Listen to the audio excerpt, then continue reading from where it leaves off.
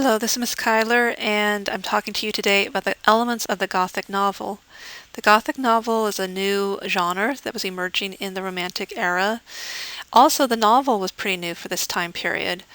Before that, we had plays, poems, other type of reading material, but the novel was brand new. The idea that we're going to sit and read a whole long story following the adventures of a specific protagonist. Of course, we see that the Gothic reflects the times, and that is the obsession of the darkness, the supernatural, all of those things that people were really interested in. And also, we see the emergence of a new type of protagonist. Before that, the traditional hero was very popular, and now we're going to actually see someone a little bit more complicated. So, one of the elements that you'll see throughout the examples of Gothic novels are impetuous emotions. So nothing is ever done calmly in a Gothic novel.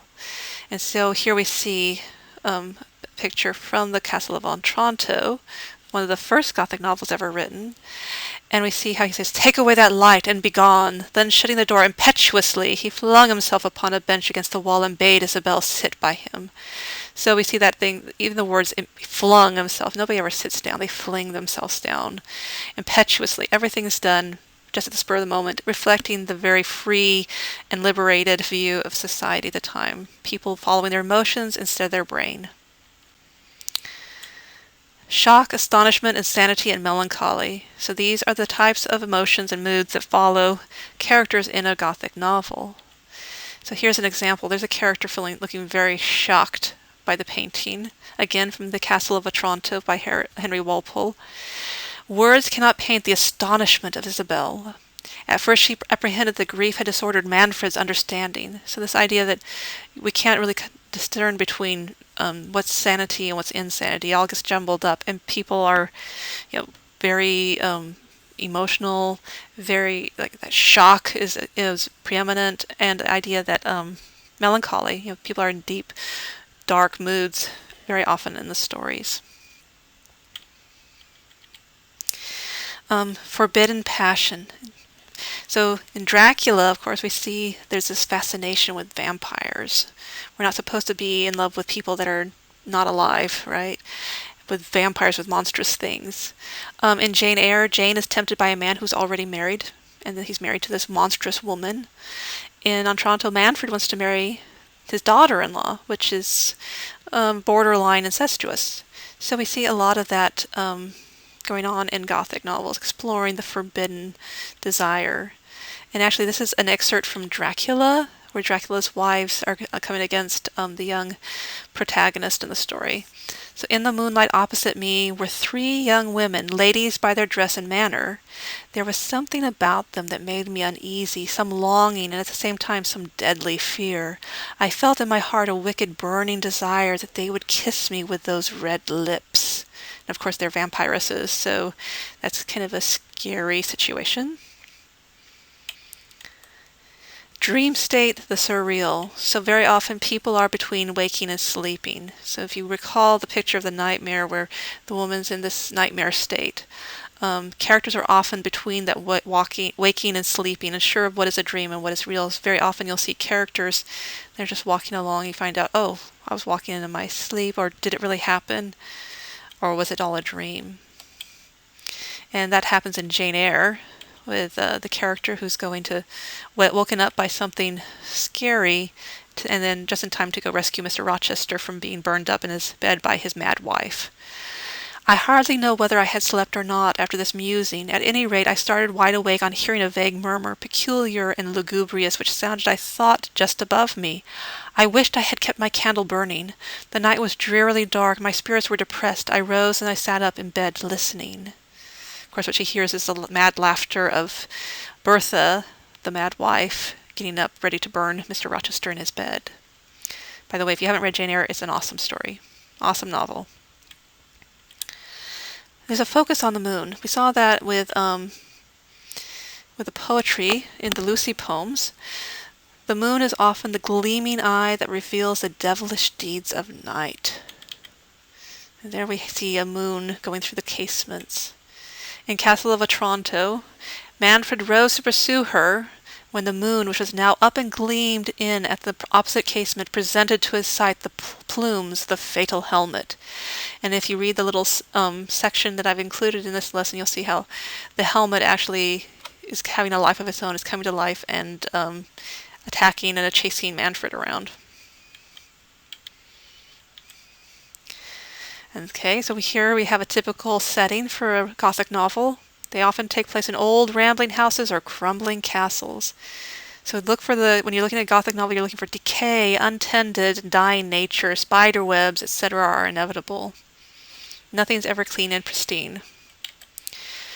Again, this is from Dracula. Suddenly I became conscious of the fact that the driver was in the act of pulling up the horses in the courtyard of a vast, ruined castle, from whose tall black windows came no ray of light, and whose broken battlements showed a jagged line against the moonlit sky.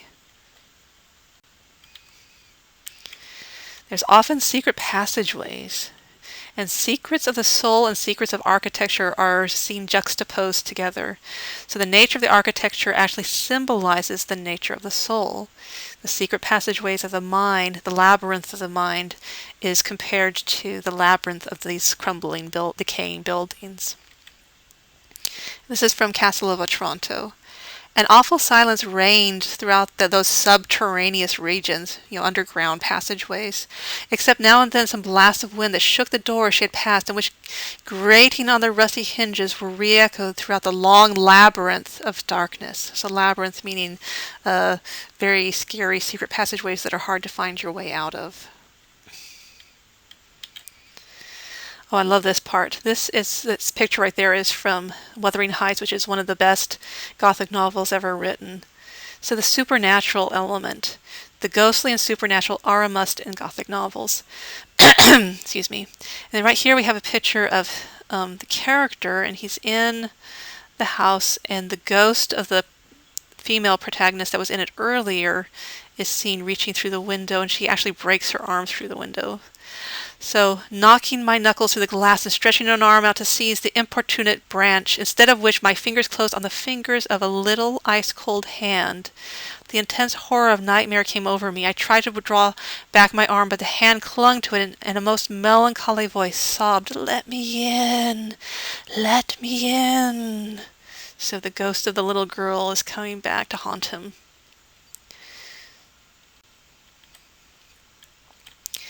Return of the repressed is a common theme in Gothic novels.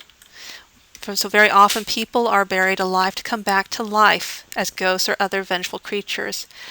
Often you see people that are stereotyped or people that are minoritized are the ones that come back as the return of the repressed. So this is symbolic. So very often we see women being buried alive and they come back to get revenge. Like here in this story, Jane Eyre, we have Bertha, the madwoman, who's also happens to be from the West Indies, so she's a minority, coming back to get her revenge against the dominant society. So again, it's symbolic. It's symbolic that these people have been repressed, contained, and yet they're coming back.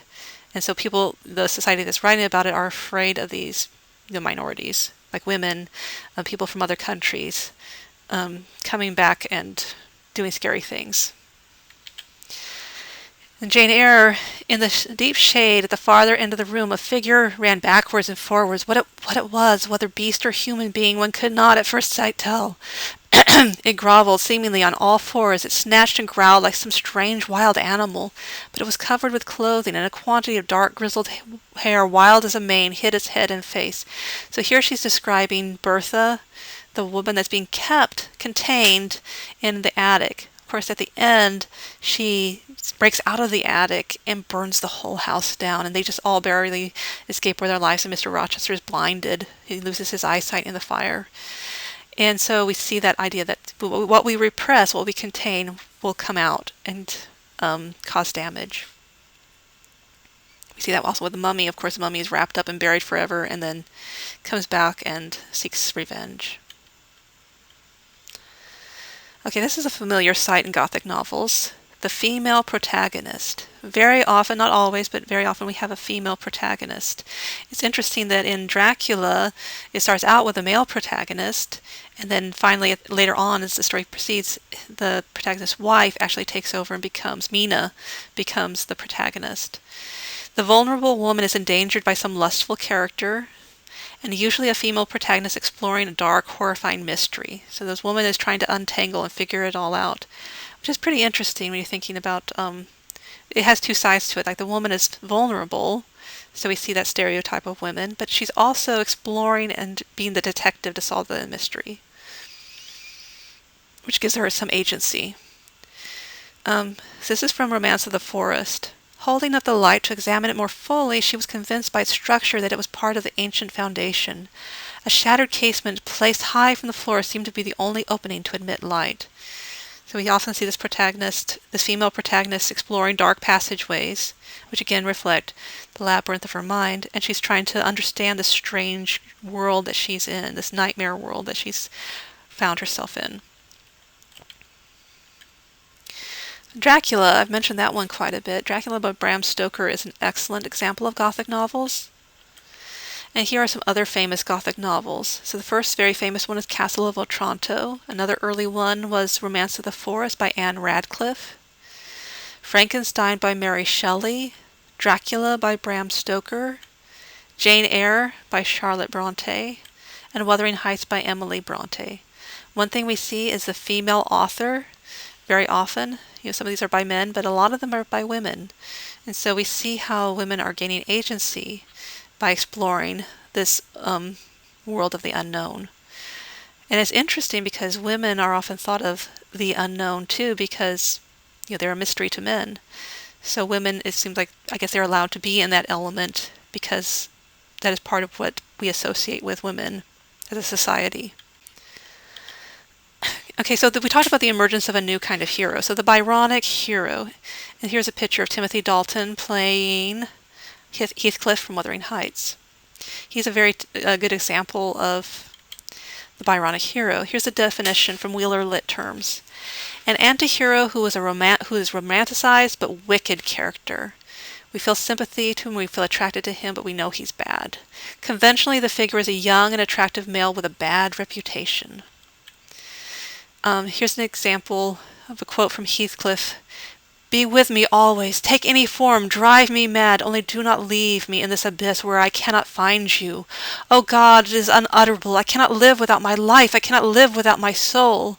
So this relationship between Heathcliff and Cathy in Wuthering Heights, where they both are fighting each other, and they're both kind of wild people of nature, and yet they fight with each other, but they also cannot live without each other. So it's kind of a really passionate story. The prototype for the Byronic Hero, actually, many people think, is Milton's characterization of Satan in Paradise Lost, which was in the 1600s.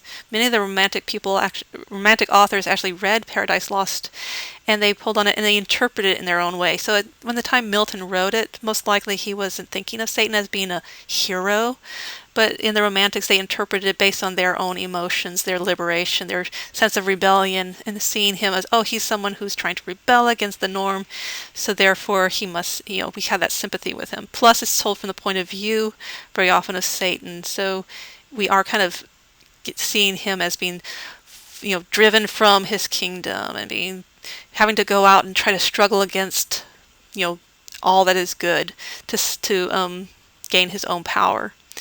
So many see him as an anti-hero.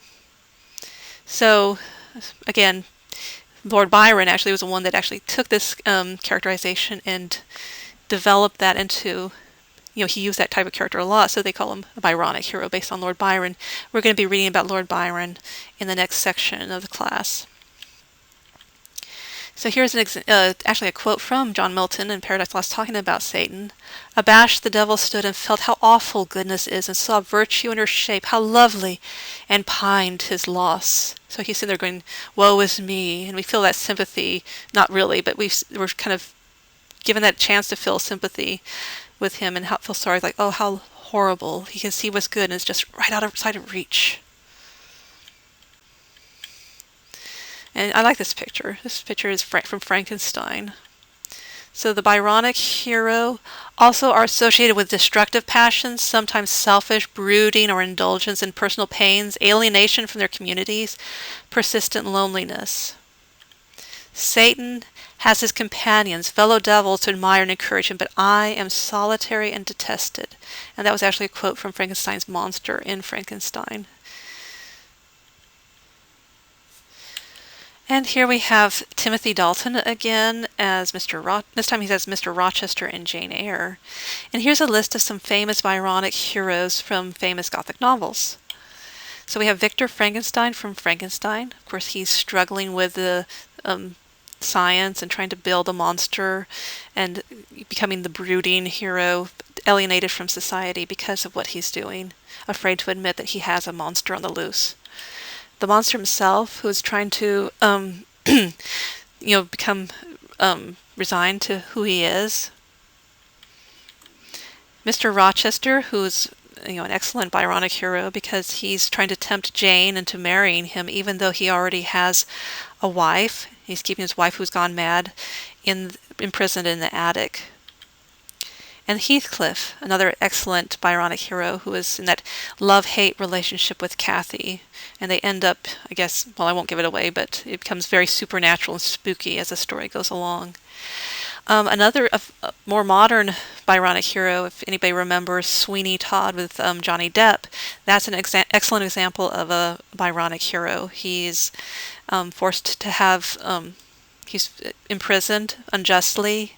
His wife and child are taken away from him. He comes back to seek revenge, and he ends up very cruelly killing all of those who tried to take away his wife and child, and even more people than he really was supposed to kill in a very horrible way. So he goes a little too far, and he ends up destroying himself and all that he loves in this pursuit of revenge. I hope you enjoyed this little escapade into the ghoulish and ghostly world of the Gothic novel. Thank you. Goodbye.